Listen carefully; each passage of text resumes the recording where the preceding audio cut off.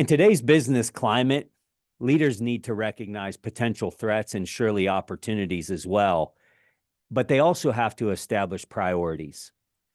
Today, we have back on the show Michael Watkins, and we did to help leaders mobilize themselves, but also their organizations to create favorable paths forward. Dr. Michael Watkins is the co-founder of Genesis Advisors, author of Your Next Move, The Leader's Guide to Navigating Major Career Transitions, and the international bestseller, The First 90 Days, Critical Success Strategies for New Leaders at All Levels, which The Economist called the onboarding Bible. With more than 2 million copies sold, The First 90 Days was named to one of the best 100 business books of all time. And he recently released the 6 disciplines of strategic thinking, which is what we're going to talk about today. Michael, welcome back to the show. It has been a few years since we connected. Yeah, life is a bit different, Jeff, but I'm really delighted to be back with you. Yeah, we were in the belly of a pandemic the last time we talked, and the feedback from that show helped a lot of people. So I appreciate you investing. Absolutely. And you were just about a year into your journey, and now look where you are. I mean, things are going gangbusters from what I can see. It is a wild ride, and I will tell you, I would not want the pandemic back, but it propelled my company truly. I find in the biggest adversities, the people with the biggest answers usually find a way to thrive. Not that I had all the answers to all the chaos, but leaders were losing their mind in those. And you and I even talked about remote onboarding and how to help leaders that are being promoted. How do we do that in a remote way? Which, by the way, like we haven't, and not everybody's went back to the brick and mortar. So once again, your content stands the test of time. But I wanted to have you back because, I mean, I've explained to you, if you're a listener of the show, go back and hear that episode. But your content transformed a lot of how I lead today. And, we joked before we started recording, I'm one of your best salespeople because I mean, I buy a ton of those books and give them out, but I do believe in it. But you have some recent work that really, really caught my attention. This book launch of the 6 disciplines of strategic thinking, we are going to dive into that because I think it's a book for right now. But hey, you also have done quite a bit since we spoke last. If listener, if you don't know, Mike was a Hall of Famer. He is a Hall of Famer since he was on this show last, inducted into the Thinkers 50 Hall of Fame. Congratulations. That is an elite honor. Yeah, well, thank you, Jeff. My standing joke, 2 standing jokes about that are: the first is that I was really hoping for the Rock and Roll Hall of Fame, but this is going to have to do, right? And the Take second what you is can. when they exactly when the second was when they told me I was in the Hall of Fame. The first thing I did was check who else was in the Hall of Fame, and was super happy to see that most of them also were still alive, right? So So you don't have to die to have a legacy, right? apparently not. Thank goodness. Yeah. Well, clearly by this most recent release, you are not slowing down a bit. And congratulations on that, by the way. I believe Thank you. the timing of this book is critical. Given the rapid change that leaders are facing now more than ever. I don't think we spoke about this, but I lead executive masterminds virtually, people from all over the world. And there's these common themes that are popping up.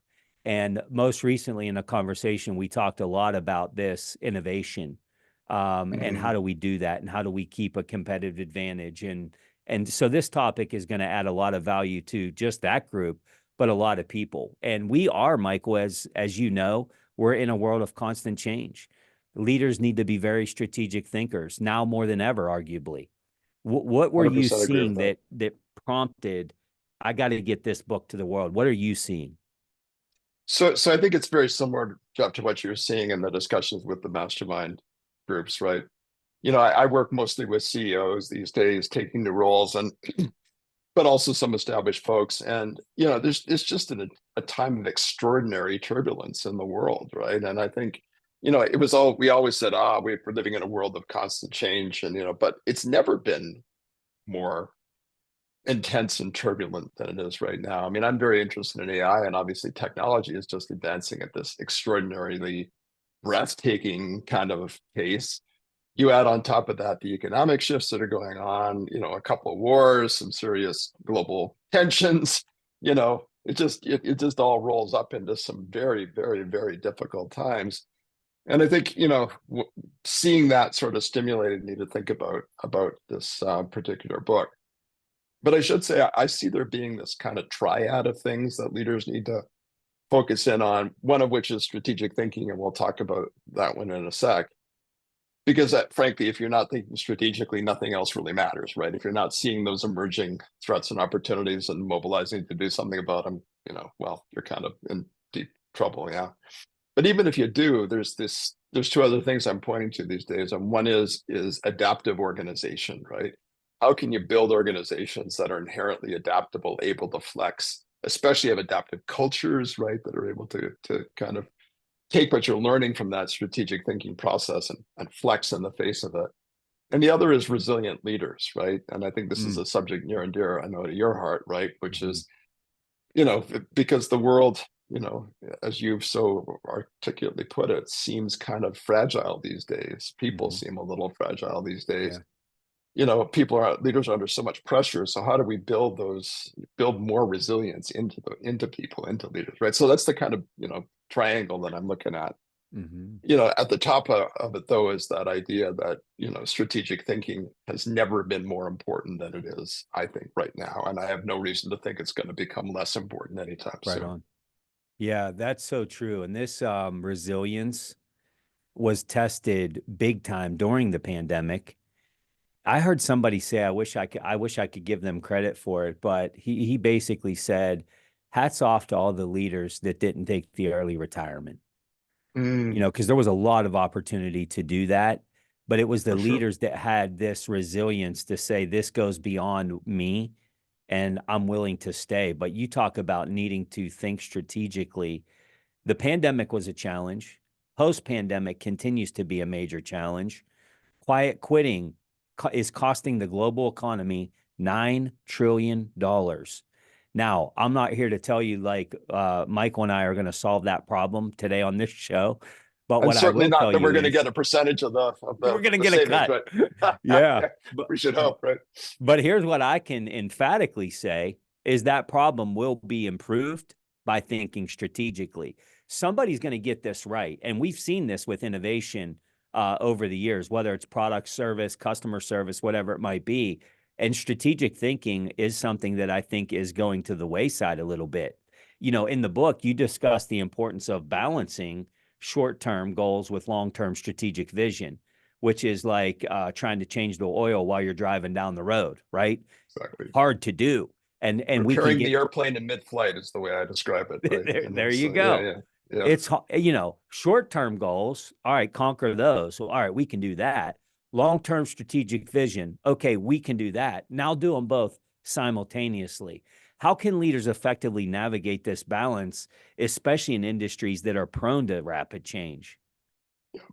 Well, listen, you've hit a classic challenge, right? Which is and especially I look at this a lot for like new CEOs, right? Balancing sort of strategy and execution, especially in the first year, and how do you do that, right? And and I've written a little bit about this, Jeff, of starting out by really defending the core of the business, and putting in place the execution to do that, then extend the core, then transcend the core. So I think timeframes help a lot. But look, there's nothing easy about doing that balancing, right? And it's the rare leader that's really great at both, I find.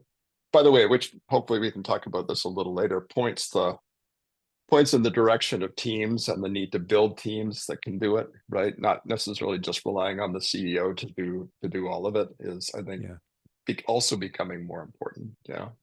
Critical. I mean, yeah, that's a pretty heavy load to carry when you feel like you're the one carrying the load up the hill without anybody. Yeah, I tell CEOs, I was talking to a group of CEOs through the business school I teach at IMD last Friday, and I said, if you're expected to be the sole strategic brain of the organization, right, you're in deep trouble. No Because question. there's just too much going on for that to be feasible, right? And that's why I'm focusing a lot on how do you build strategic thinking capability into teams and not Yeah. just into the individuals. and I don't know your thoughts around this or if you have opinions on it. I'm sure that you do, but in one of these mastermind sessions when we were talking about innovation and strategic thinking, somebody had brought up Elon Musk, and they talked about how him as a leader years ago stopped saying it's all about me that needs to make this happen, so much so that he built it into, and I haven't validated this, by the way, but if it's true or not, it's a unique concept. He built it into compensation and recognition, Mm, meaning there's literally a quota for failure, meaning mm, you haven't failed enough this month, and that means we're not innovating. We need to fail X amount of times, every leader in the company, so that when they go into the whiteboard sessions, now they can think about what went wrong, how will we fix it, so on and so forth. But you can imagine whether it's a company the size of Tesla and SpaceX or a startup, that's a lot for one single person to carry of how are we going to innovate and make change. So I absolutely Even agree. someone who is as clearly brilliant as Musk is, right? It's still not feasible, right? I mean, the Yeah. guy's extraordinarily prolific in his idea, world-changing idea generation, right? Whatever the criticism that's been leveled at him, no one can deny the extraordinary innovative mind that this guy has. But he's also been able to build teams that can deliver against it, and presumably are also, doing a lot of the innovation too, Jeff, So right? how do we build that culture? How do we build that culture inside that maybe isn't there today? There's a senior leader listening right now that's like, well, that sounds like a novel idea. Boy, I could really take a breath if we had that. How do they do it? Do they Yeah. start over and hire that or foster that? Well, so the answer may be a little bit of both, right? I think, again, I have my little jokes about this, and one is that if you can't change the mindsets, then change the minds. Sometimes that's what's necessary, right, in order to really make the deeper change that you want to make happen. But so much of it to me, it's funny you're asking me about this because I was also just talking about it today to a group, is about how do you build adaptive cultures in organizations? Yeah. And I've been writing again, not so much under the strategic thinking um, bucket, although it's there in the sense that you need to be building a learning organization, but also how do you build a culture that's inherently adaptive, right? Mhm. That's not product centric, it's customer centric, that is focused on ecosystems, that makes decisions informed by analytics, but also good judgment, focuses that lateral collaboration piece and isn't kind of siloed, is speedy, right? Does the experimentation and learning with inevitable failure. You know, it of those three things I talked about at the start, right? Strategic thinking, adaptive organization, resilient leadership. I think adaptive culture is at the core of adaptive organization, right? If you haven't built an adaptive culture, and if you don't have people in it that exemplify that culture, I think you're gonna really struggle for sure. Yeah. Whether you are the CEO or senior leader that has that or not, it's definitely something that can be built. We've seen this proven, and a lot of it is the willingness to let people fail, making it a part of the culture, so on and so forth. The book too, one thing that I loved about it was this emphasis on the value of scenario planning Yep. and strategic foresight. And Yep. scenario planning, I think, is huge because that means like this hasn't happened yet, but it could. Could you share some practical strategies that leaders Sure. can use to anticipate and adapt to future challenges and opportunities that maybe aren't there today? Yeah. So it's so interesting. So much of this is about making sure you're thinking about the future in the right ways. Yeah. And one way to think about the future is let's forecast or make our best estimate forecast of what's going to happen, right? Which is terrific, right? It's valuable sometimes. But a second way to think about the future, and that's what you're pointing us to, is to say, well, let's imagine plausible ways that the future could evolve, right? Maybe we think this is the best guess scenario, but let's talk about scenarios that are, a little bit more that maybe further from the edges, right? And then the third way to think about the future is to imagine the future and then reason back to what do we need to do to get there, right? Mm. We call that backcasting. And I just wrote an article, Harvard Business Review article with a colleague at IMD, Julia Binder, about this, about framing and solving problems. And, you know, all three of those viewpoints are valuable. Very few organizations adopt all three viewpoints of the future. Most are focusing on what's our best guess, right? And most are stumbling towards that future. Far fewer are doing what you just said, which is saying, what's the plausible range of scenarios and how do we game out against those scenarios, right? Mm-hmm. And begin to think about, given the possibilities, how do we identify the breakpoints where we might need to, shift things? How do we create options for ourselves in the event that scenario A or B emerges instead of our best guess? And then there's this really critical, thing in strategic thinking, which is you'll look forward and you've got a vision for where you want to go. Hopefully, a vision you put together with your team, and we can talk about that if you're interested, because the best visions are shared visions for reasons we can discuss. But then you've got to start moving your organization directionally towards that vision, knowing that you're going to need to flex, knowing that that vision is never going to be fully realized and that you're going to need to adjust it, alter it. But just the act of getting your organization moving in the right direction Mm-hmm. is hugely powerful, right? Mm. And especially if you can get people off the notion that we're going to plan and execute, right? I mean, forget it, right? There's a couple of famous quotes about this I like a lot, right? Von Clausewitz, no plan survives first contact with the enemy, you Mm. know. Dwight D. Eisenhower, plans are worthless, but planning is everything, Mm. It's the act of thinking it through that is Mm-hmm. just so critical, and thinking it through collectively, right, with your leadership team. But no, scenario planning, to get back to what you were saying, is just such a hugely powerful tool. And there's good frameworks for doing scenario planning, right? Starting off with, how do we divide ourselves up and imagine what the range of potential scenarios are, and then work out, well, what do those mean? And there's nicely structured processes for doing that available. Well, it definitely gets the creativity going for sure. And I think a lot of people can do this and they think about how are we going to minimize risk. But I would also tell you that this is a great strategy for creating opportunity for healthy innovation as well. But something that Absolutely. when you were talking about this, and this is something I talk to senior leaders about quite often. Sometimes you'll go into a company and they have a culture that's really good at strategic thinking and they're horrible at execution.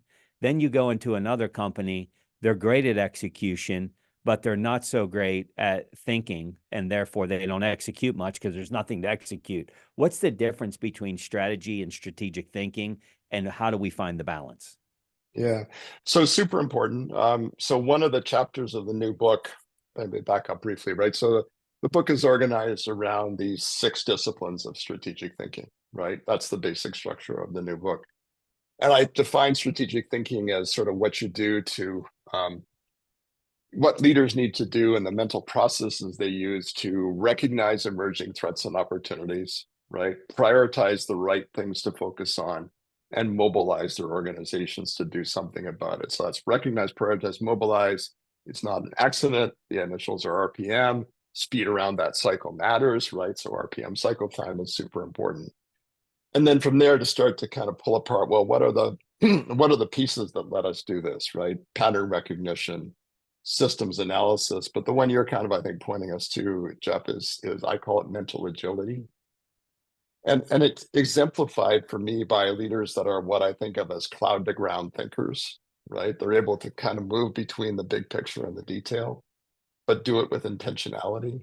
Mm, And they're rare and wonderful beasts when you can mm, find them. Yeah. yeah. You said it, there's lots of leaders who, they're really good at the big picture, but they struggle with the detail. There's too many leaders that are highly operationally gifted, but can't elevate themselves to build the strategy. And the solution is to have the right mix of those things. Sometimes that comes in a person, right? There's CEOs I know who I think are just absolutely brilliant cloud to ground thinkers, but they still need people to help them build strategy, and they still need people to help them drive execution, right? I mean, leadership today, it's absolutely a team sport, right? And those teams are built of people who have complementary skills and abilities, right? Most organizations are run by a core of 3 or 4 people who are highly complementary to each other. And I mean, complementary as in they've got complementary skills, not complimentary as in I think you're wonderful, Jeff. Right. You know what I mean, right? Yep. So focusing in on what's the team, right? That's going to do the right mix of thinking strategically and driving execution, right? Mm. And you need the balancing among those things for sure. And Yeah, I do see teams that do that. Yeah. and it's rare to find senior leaders that are great at both. Very, yeah, they're the unicorns for sure. And I think the risk with that too is that this we're going to do it my way is a big risk because you do have the drivers that are just like run through walls, we'll figure it out with no strategy. But then you got the Yep. dreamers that that's all they do and nothing ever gets off the ground. You Exactly. know, but so you're, Exactly. thinking through this, and you talked about pulling people around you. And here I am visioning this meeting of the minds, the senior leadership team. They come up with a new strategy, and now they're getting ready to push it out to the entire organization. And it made me think of a quote from Ronald Reagan when he said, "If you ever hear the saying, 'We're the government, we're here to help,' you should run for the hills." And it made me Right. think about how some cultures are built of, hey, we're corporate and we're here to help. Like that's a Exactly. turnoff right out of the gate. How does the senior leader who has built this collaboration that has done maybe some of the disciplines that you're talking about, how do they find alignment with the organization? Because I got to Yeah. believe that's a challenge with strategic thinking and execution. Well, so what you're into now is the mobilizing part of that recognize, prioritize, mobilize, right? I mean, I think that, when I laid out these 6 disciplines, pattern recognition, systems analysis, mental agility, that's about the recognizing and prioritizing part. But then there's how do you move your organization along with you, right? Yes. And there are 3 separate disciplines, right? One is structured problem solving in teams. So how do you move your team along with you to frame and solve the strategic problems in the right way, right? That's part A of mobilization. Part B is the visioning, but then the communication and powerful simplification and mobilization of people around that vision. Mm. And then I think the last chapter of the book, which I think surprised a lot of people because I don't think they think about it usually as part of strategic thinking, is political savvy, right? How do you Mhm. build alliances in support of what you need to do? And that's alliances inside your organization and it's alliances outside your organization, right? And if you can master those 3 disciplines of moving your team, rapidly through complex problem solving to reach great answers and begin to drive execution, if you can do the visioning, but then also get people, really enlisted in the vision, both at the level of your team, but also communicating down through the organization. And if you can build those critical alliances, you're pretty far along the road to being able to pull people along with you. I mean, it's still important, Jeff, and I know you know this, right? Classical change management is still super important, in Mhm. organizations. And I have a colleague at IMD who describes the middle management layer of large organizations as permafrost, right? Permafrost, hard, Yeah. hard, hard to thaw, Mhm. Oh, hard to yeah. move through. But I also have some real sympathy for that critical middle layer, because they're being asked to execute all the time. They're Mhm. under a lot of pressure to Mhm. deliver. I mean, it's back to our conversation about repairing the airplane in mid-flight, right? Mhm. You can't tell the pilot, halfway through the flight, without a autopilot available to say, hey, I need you to take a little break and innovate on Yeah. how we're going to improve this engine, right? You just can't do that, right? And so somehow, and I think this is related to something you said earlier, how do you free up the capacity? How do you enlist some of the innovative people at that middle layer? Mhm. When we do culture transformation work, we talk a lot about the culture coalition and how do we build a coalition of the middle to begin to drive that change Mhm. in culture. So on Mhm. one hand, yeah, classically you see those folks as barriers, but on the other hand, if you really dig in, there's often really good people. They're just being driven relentlessly by the Mhm. execution priorities of the organization. And Mhm. unless you can free up some capacity there, it's Yeah. super hard to make those things happen. Yeah. Yeah, there and one of the challenges that I see with that, Michael, and you're hitting the nail right on the head, is I mean, your mid-level leadership is the heartbeat of your company, no question about it.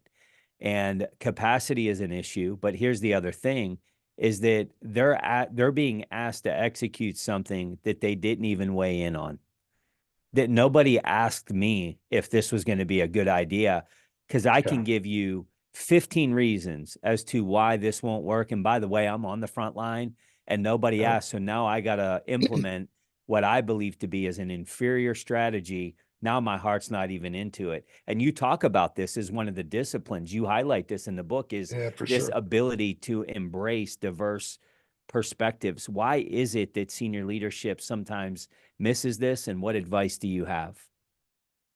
I think the main reason, there's two reasons why I think they miss it. One is they don't want to dilute the crystalline purity of whatever they've decided they need to do, right? They Mm-hmm. don't want to compromise around the edges, even around this, because they've got this view of where they want to go. And the other thing is it's going to take too much time to do this. There may be a little bit of what can those people really contribute anyway? The answer is a lot, but even finding a subgroup of those folks to help advise you is super important, right? I do a lot of work with Advocate Health. It's a large, top five healthcare system, and I've been working with the CEO, Gene Woods, for close to 7 years now, and he's actually featured in the book. So I'm not speaking out of school here at all.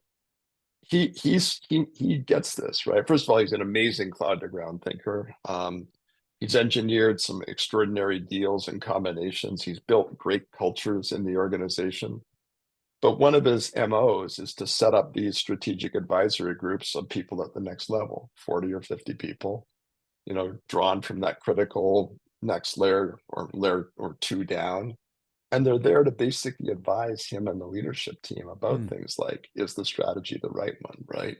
Mm-hmm. What's it going to take to execute? How do we really set priorities? What's our organizational capacity to do this work?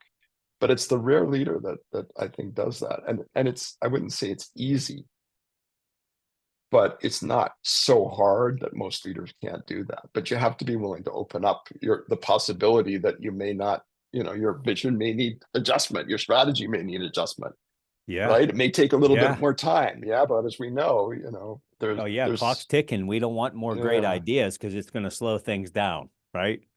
yeah. But you and I both know there's a big difference between the time it takes to reach a decision and the time it takes to actually implement that Oh, decision. yeah. And if you spend a little bit more time up front making the right decisions, you end up getting to the implementation faster. But somehow can't quite explain why people just don't seem to get that.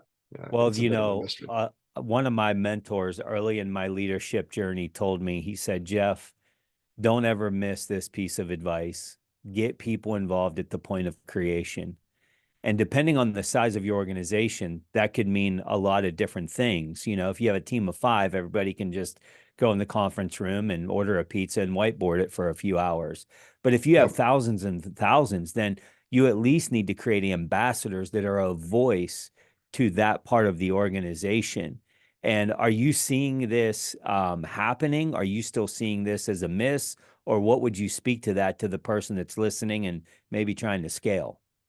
Well, so I would so first of all, if you're scaling, it's super important to do this, right? Because you're trying to put in place, the structures, the systems, onboard lots of people. How do you sustain your culture through that? So scaling is a whole separate, I think, really super interesting thing, right? Look, if you aren't consulting and engaging authentically and really with people the next couple of layers down in your organization about your strategy and what it's going to take to drive it, it's a huge mess. It's just a Yeah. huge mess. Now, I still see lots of organizations where that doesn't happen, but I see the ones that do, they reap the benefits from it, Jeff, because they're getting that reality test early on. They're getting people on the same page about what's real, right? I mean, I don't know if the term magical thinking means anything to you, but I see leadership teams sometimes and they're engaged in magical thinking and they've disconnected from the realities of what's going on in the organization and they're kind of heading out this way and the organization's kind of, sort of Yeah. waving goodbye as they go, right? Yeah. So it's a good antidote to that if you've got that real level of genuine, you know, early, I think to your Mm. point, early involvement and engagement. And there's no organization that's too big that you can't do some form of that. I agree. Even if it's Yeah. committees, whatever that might look like. But Yeah. man, you save a lot of headaches down the road. And it takes discipline to do that because it could compromise budget, it could compromise productivity, it could compromise timelines, and it does take discipline, which, by the way, is a topic you highlight in the book. And Absolutely. I mean, that's probably a good pivot because we're talking about discipline. We're talking about the mid-level leaders who are fighting for capacity. Can you maybe elaborate on how leaders can foster a culture of innovation and strategic thinking while Sure. maintaining focus and alignment on employee well-being and customer demands and all the things Yeah, that are no, for coming at the sure. same time? I will for sure, but I got one other thought, Jeff, that you just triggered for me Yeah. that I want to. Yeah. It's Good. back to that critical middle tier of the organization. And I think you said something super important about the fact that often they haven't been fully engaged or even somewhat engaged with the creation of the strategy. Now they're now being called upon to execute, right? And so to a degree, they already know it's not going to work or parts of it aren't going to work. It's hard to stay motivated when you're doing that. But the other thing is they're often completely overloaded, right? With all the things that senior leadership is dropping down on them like gentle drops of rain from heaven, right? A colleague and I, again, a few years ago, wrote an HP article called "Too Many Projects." That was about initiative overload, right? And the main point was basically that most organizations are trying to do way too much, right? And in a typical senior leadership team, finance has its initiatives, IT has its initiatives, supply chain has its initiatives, HR has its initiatives, and they're all, in some sense, good things. But they then all trickle down and kind of come to this point down in the middle there where these poor people are just overwhelmed with Mm, the number of initiatives they need to respond to, right? Because no one's looking at the full picture true. and saying, here's poor old Jeff, down 2 levels in the organization, and he's got 50 different, initiatives coming out. Not 50, but you know what I mean, A right? lot. And I guess I'd link that too to how hard it is for organizations to actually kill things, right? Mm. It's like these initiatives take on lives of their own, Jeff, right? It's Die like on the it's hill. like you know land of the living dead, right? These Yeah. things get resurrected. And so this article that I'm talking about, is the title is "Too Many Projects." The tagline for it was, Michael Porter said, and it was a critical thought, that strategy is about knowing what you're not going to do, right? Or he's sometimes paraphrased as, if you don't know what you're not going to do, you don't have a strategy.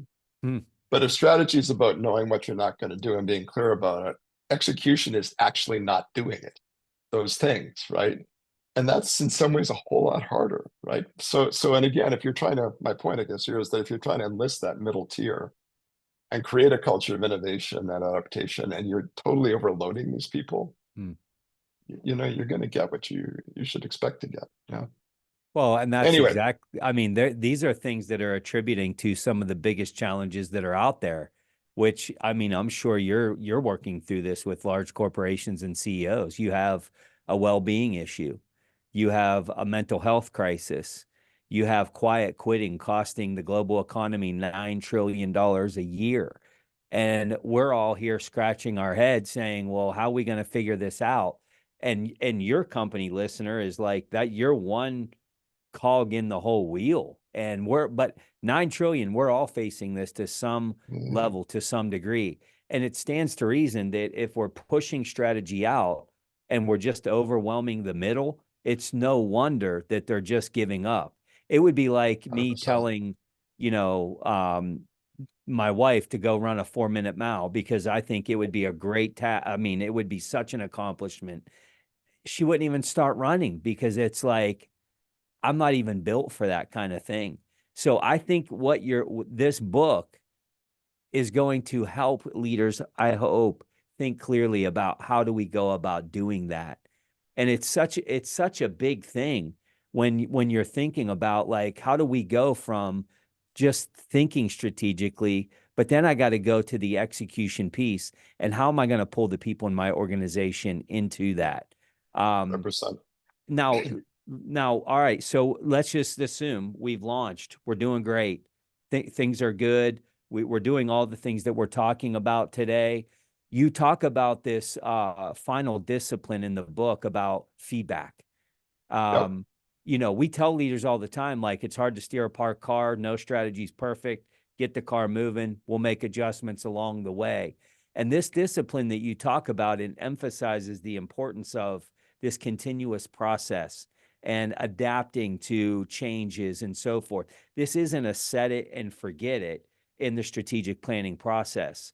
Monitoring You've got to run it performance. as a continuous process, Jeff. I mean, it's got to be, and it's got to be embedded right into the organization, right? I mean, to me, it How do always best starts. in Go. Sorry, go ahead. I was going to say, how do best in class companies that you've seen, how are they practically doing this? Like, we tell Yeah. leaders, learn from feedback, but what are you seeing that's getting the best feedback versus just saying, "Hey, Joe, how do you think things are going?" So I think we had addressed it part. I mean, it's such a great question, but it's a complicated question, right? Because if you think about, first of all, do you have the systems in place so that you can sense and respond to what's going on in your environment, right? To me, that's just the absolute baseline, right? I'm talking a lot these days about the organization's sensory apparatus, right? What is it that lets you see what's happening in your environment? Because if you're not seeing and getting that feedback, you've got no chance of adapting rapidly, right? I mean, I Mhm. was talking to a leader, and I can't say the organization, a couple of days ago, and he was lamenting, right, that a whole bunch of information about evolving customer needs had, was being collected and analyzed in, a Asia Pac, part of his organization, but never shared with the rest of the organization, right? And so the sensing was happening there, but the understanding of the value to the large organization didn't happen. And it cost them a year. It cost Mm, them a year in terms of responsiveness to what was going on in the marketplace. Yeah. So I think, you're not understandable. You're doing wonderful work on feedback, right? And how you give good feedback, and sure. feedback's super important. If you're not getting the right feedback, you've got no chance of improving what you're doing. And the same is true for organizations, right? So the first thing the first questions I ask of a leadership team when I start working with them are, first of all, do you have a shared view of reality, right? Are you Mm, actually on the same page about what's going on here? And the second is, how do you sense and respond to what's happening in the environment? And the environment, by the way, isn't just the external environment, it's also the internal environment. What's mhm. going on with the health of your organization, levels of engagement, your culture? Yeah. And so if you kind of put a spotlight on, sensing and responding, it's really super productive, but it starts with, how tuned in are we to what's actually going on? Yeah. And then I then sort of talk about, this is going to sound a little weird, right? But I talk about the difference between the human brain and the human immune system, right? We're blessed with both, right? And Yeah. I think as I think about immune system, my mind goes, of course, back to the pandemic, but we Oh, don't want to yeah. go there. But the brain is something that, look, it's a wonderfully crafted instrument for seeing patterns, beginning to figure out what you need to pay attention to at the level of the macro environment that you're operating in. But when I was doing a lot of work on biz government relations years ago, I used to focus a lot on, how do you tap into what's going on in that local plant or that local facility or that particular set of customers? Like, how do you, and that's the immune system part. There's stuff happening out there, and Oh, parts of yeah. your organization are feeling it. But how do you tap into that, Jeff? And how do you kind of systematically bring it back in and make use of it, right? I probably should go back to some of that work, because I think it's actually super, super helpful work. But feedback starts with information. It starts with understanding what you need to be paying attention to, Mm, and mobilizing everybody in the organization to be engaged in, right, sense making about what's happening out in the environment. To me, that's where it starts. Yeah. Does that make Yeah. sense? Oh my gosh, does it? I mean, imagine this. You spend all of this bandwidth and effort and time and resources and finances to create this amazing plan. And you go to launch and, the corporate leadership team or senior leadership is just frustrated because it's not working the way that they wanted. And you know what I believe the answer is? And it's going to be so simple. It's the simplest concept, but I'm making it my life's work is meet with everybody in your company. Every person in your company should have a one-on-one debrief. I'm not saying daily. I'm not saying weekly. I'm not saying monthly. You decide based off your org chart and your capacity. But imagine I go into companies, you probably do as well, and you start interviewing the front line and you talk about this immune system. You have the likes of a 30 to 40-year industry employee that brings a tremendous amount of knowledge, but also maybe not, they're resistant to change. Then you got the brand new person to the industry that's saying, why do we do it this way? I don't Exactly. understand. You want somebody to move strategy in your organization, start asking questions in a one-on-one setting versus pushing out a survey, good, better, best. I love that idea. I do. And I think sometimes you gotta, if you're in a really big organization, sometimes you've gotta delegate some of that to your own leaders to do some of that work too, right? You Again, it do. shouldn't just be all on you to do it. You Yeah. mentioned, I know you're not a huge fan of surveys, but they can play a role, Jeff, I sometimes. don't And hate them. I don't hate them. I think no, they do have their place. well, let me tell you the one kind of survey in particular that I think is actually pretty helpful, and a couple of organizations I work with, and it's the anniversary survey. You familiar with this? No. Like every work anniversary, every Mm, time you clock over a year, sure. which happens for different employees at different points in the year, those people get surveyed about their attitudes, their the culture, their levels of engagement, what would they try to improve. So at any point in time, you're kind of, let's assume, birthdays, anniversaries are spread over the year. So Mhm. at any point in time, maybe it's like a 1/200th of your employees are getting surveyed, on a given day. But that gives you this tracking of what's happening over time in a way that it doesn't if you wait 6 months to do the next engagement survey, right? And I see organizations make really good use of that. Now, that's not a substitute for also having those conversations. And if you can't have them one-on-one, then maybe it's with small groups, and maybe it's lunch and learns, and maybe it's focus groups. Maybe you're engaging, maybe you're making it part of the leadership ethos of your organization to engage in that regular contact with the front line, right? I Yeah. mean, because that's it. Again, it can't. I know you're not saying this, but it can't just be you out there doing it when you get into a large No, org. absolutely. I would say this, if you're not doing it, and that's the reason that you're not doing it, you're not making the right investments. You might need more leaders that have more capacity. Because if leaders aren't leading people, what are they doing actually? Right. And I Absolutely. get it. There's the management side and all of that. But, this whole book that's talking about how to become a strategic thinker and how to create strategy when the world needs it the most to adapt to change. Imagine if we get everything in your book right. And I hope we do, by the way. But the execution piece just keeps dropping off the cliff. Well, yeah.